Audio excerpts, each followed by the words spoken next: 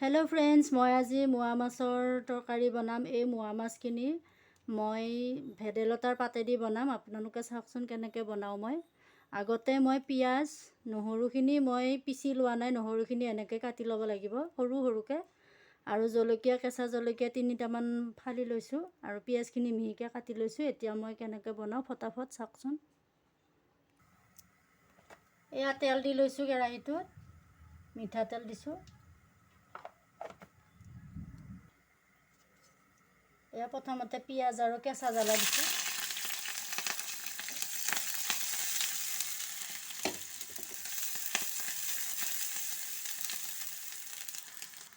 পিঁয়াজখিনি ৰঙা হৈছে, এতিয়া কাটি থৈ দিয়া নহৰুখিনি দিছোঁ। অকণমান সময় লাৰি থাকিব। ধনিয়া, জিৰা, জালুক একেলগে মই মিক্স কৰি পিচি লৈছিলোঁ। এয়া 1 চামুচ দিছোঁ।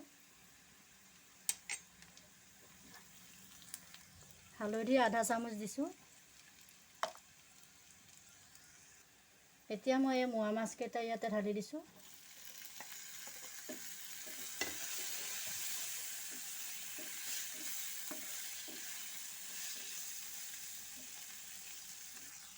নিমখ সোৱাদ অনুযায়ী।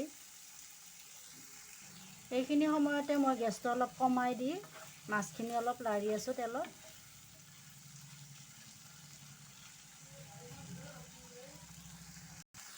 এয়া মাছখিনি তেলত ভাজা হ'ল।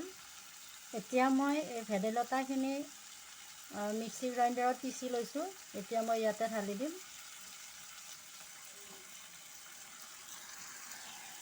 এয়া আৰু এইখন তৰকাৰী মই বনাবলৈ মোৰ মাৰ পৰা শিকিছোঁ। ভেদাইলতাখিনি মই মানে ৰস নুলিয়াওঁ, এনেকৈ ডাইৰেক্ট পিচি কেনে মই বনাওঁ। এতিয়া মই এই মিক্সিটো ধুই কেনে ইয়াতে ঢালি দিছোঁ।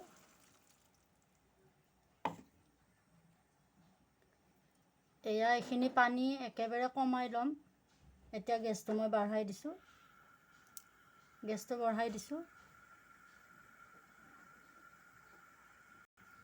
এতিয়া মানে মোৰ এটা কথা মনত পৰিছে, এই ভেদাইলতাৰ আৰু এটা নাম পাদুৰী লতা। বৰ মৰম লগা নাম। গতিকে আমাৰ মাহঁতে পাদুৰী লতা বুলিও কৈছিল।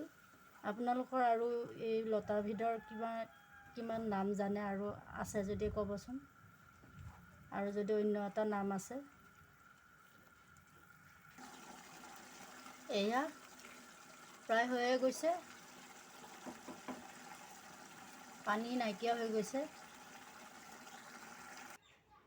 এয়া হৈ গ'ল ভেদাইলতা আৰু মোৱা মাছৰ তৰকাৰী।